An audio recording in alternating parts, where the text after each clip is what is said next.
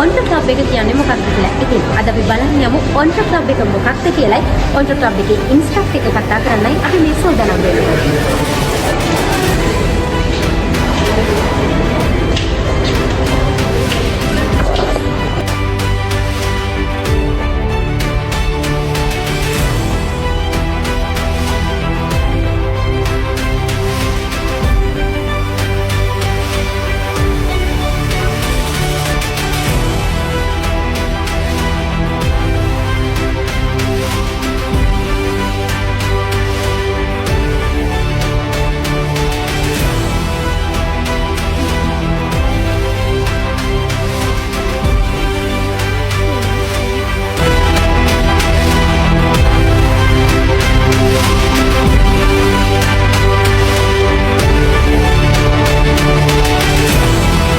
අද අපි එකතු වෙන්නේ චපුරේ මේන් ක්ලබ් එකක් වෙන ඔන්ටර් ක්ලබ් එකේ ඉන්ස්ට්‍රක්ටර් එක කතා කරන්න. ඉතින් අපි චාමික සර් එක්ක මොකක්ද ඔන්ටර් ක්ලබ් එක කියන්නේ කියලා කතා කරමු. ඔව් ඔන්ටර් ක්ලබ්. එහෙමත් නැත්නම් ව්‍යවසායකත්ව සංවර්ධන ඒකකයේ විදිහට අපේ ප්‍රධානම අරමුණ තමයි ව්‍යවසායකයෙක් නිර්මාණය කිරීම.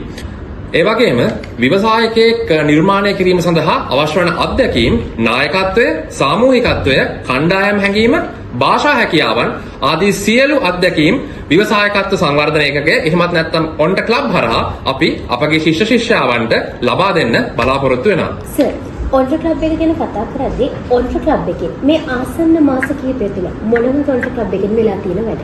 ඔන්ටර් ක්ලබ් එහෙම නැත්නම් ව්‍යවසායකත්ව සංවර්ධන ඒකකය මගින් සිදු කරන ලද ව්‍යාපෘති පිළිබඳව කතා කිරීමේදී මුලින්ම අපි ඔන්ටර් සමිට් ව්‍යාපෘතිය මගින් දැන්ටමත් විශ්වවිද්‍යාලය තුළ ව්‍යාපාරවල නිරත වන ශිෂ්‍යයන් සහ ශිෂ්‍යාවන්ට අවස්ථාව ලබා දුන්න අපගේ ක්ලබ් එකත් එක්ක එකතු වෙලා ඉදිරි ගමනක් යන්න.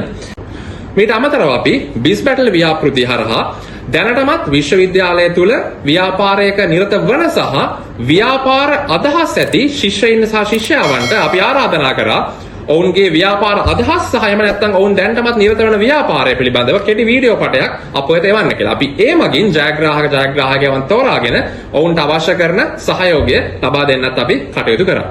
ඒ වගේමයි ඔන්ටර් ෆෙයා ව්‍යාපෘතිය තුළින් අපි ව්‍යවසායකයන්ට අවස්ථාවක් ලබා දුන්නා තමන්ගේ නිෂ්පාදන විශ්වවිද්‍යාලය තුළ අලෙවි කරන්න. ඒ වගේමයි ව්‍යවසායකයන් සඳහා අවශ්‍ය කරන ඉංග්‍රීසි භාෂා දැනුම වර්ධනය සඳහා අපි Insight 24 හඳුන්වා දෙන කටයුතු කරා. ඒ අනුව English for Entrepreneurship යන තේමාව යටතේ ප්‍රායෝගික ඉංග්‍රීසි දේශන සහ ප්‍රායෝගික ඉංග්‍රීසි සැසි තුලින් අපි කටයුතු කරා ශිෂ්‍ය ශිෂ්‍යාවන්ට අවශ්‍ය කරන ඉංග්‍රීසි භාෂා දැනුම වර්ධනය සඳහා. ඒ වගේමයි ඔන්ටර් විෂන් හරහා විද්‍යාර්ථයන්ගේ හැකියාවන් දක්ෂතාවයන් හඳුනාගෙන ඔවුන්ට අවශ්‍ය නිසි මඟ පෙන්වීම ලබා දෙන්නත් ව්‍යවසායකත්ව සංවර්ධන ඒකකය මගින් කටයුතු කරා. ඒ වගේමයි ස්ටොක් විෂන් හරහා කොටස් වෙළඳපොළ පිළිබඳව පැහැදිලි අවබෝධයක් විද්‍යාර්ථයන්ට ලබා දෙන්නත් ඔන්ටර් ක්ලබ් මගින් කටයුතු කරා.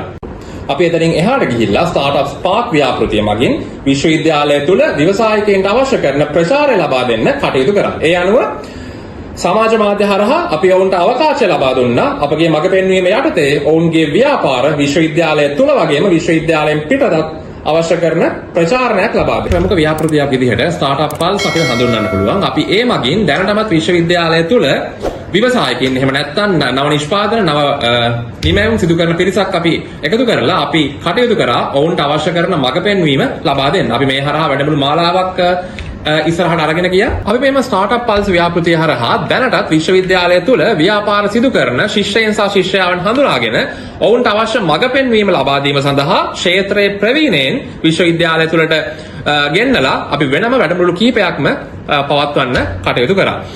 ඒ වගේමයි අපේ තවත් ව්‍යාපෘතියක් ලෙස outbound training program එකක්. එහෙම නැත්නම් එලිමහන් පුහුණු කඳවුරක් අපි පැවැත්වුවා. මේ මගින් අපි බලාපොරොත්තු වුණා ව්‍යවසායකත්වය සඳහා අවශ්‍ය කරන නායකත්වය ලබා දීම.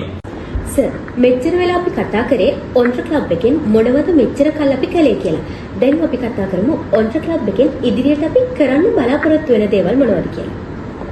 ඔව්, පසුගිය ව්‍යාපෘති වගේ අපි බලාපොරොත්තු වෙනවා ඉදිරියටත් ඔන්ටර් ක්ලබ් එහෙම නැත්නම් ව්‍යවසායකත්ව සංවර්ධන ඒකකය මගින් ව්‍යවසායකයන් නිර්මාණය කිරීම සඳහා අවශ්‍ය කරන කාර්යභාරයන් සිදු කරන්න. ඒ අනුව නුදුරේදීන් පැවැත්වෙන ඉනොවේටිව් බිස්නස් ව්‍යාපෘතිය හරහා අපි බලාපොරොත්තු වෙනවා නැවත වතාවක් ව්‍යවසායකයන්ට අවශ්‍ය කරන මඟ පෙන්වීම ලබා දෙන්න වගේම ඔවුන්ට තිබෙන ගැටලු සහ නව මානයන් ඔස්සේ ව්‍යාපාරයක් සිදු කරන්නේ කෙසේද යන්න පිළිබඳව පුළුල් විග්‍රහයක් සහ පුළුල් දැක්මක් සහිතව මේ ව්‍යාපෘතිය ඉදිරියට අරන් යන්න අපි කටයුතු කරනවා. ඒ වගේමයි ඉදිරියේදී බලාපොරොත්තු වෙනවා වැඩසටහන් 3ක් මගින් ව්‍යවසායකත්වයේ තව දුරටත් නව මානයන් කෙරෙහි යොමු කරනවා.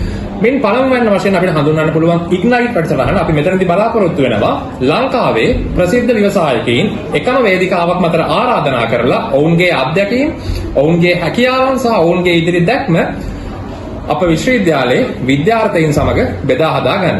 ඔන්ඩ ෆෙයා ව්‍යාපෘතිය පසුගිය වසරේ ඔන්ඩ ෆෙයා 24 ලෙසත් මේ වසරේදී ඔන්ඩ ෆෙයා 25 ලෙසත් ක්‍රියාත්මක කරන්නට බලාපොරොත්තු වෙනවා.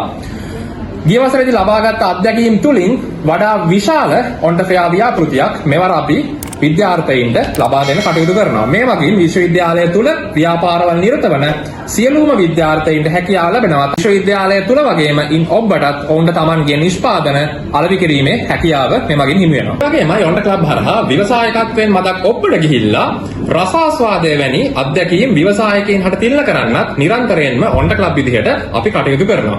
ඒ ඔස්සේ යමින් කැමීලියා ඉවෙන්ට් එක එහෙමත් නැත්නම් කැමීලියා සංගීත ප්‍රසංගය මගින් ව්‍යවසායකයින්ට නව අත්දැකීමක්, විනෝදකාමී අත්දැකීමක් වගේම කණ්ඩායම් හැඟීම, නායකත්වය වැනි ගුණාංග ලක්ෂණත් දායාද කරන්න බලාපොරොත්තු වෙනවා. ඉතින් බොහොම ස්තුතියි ඔන්ට් ක්ලබ් එක ගැන කතා කරන්න අපිත් එක්ක එකතු වුණාට.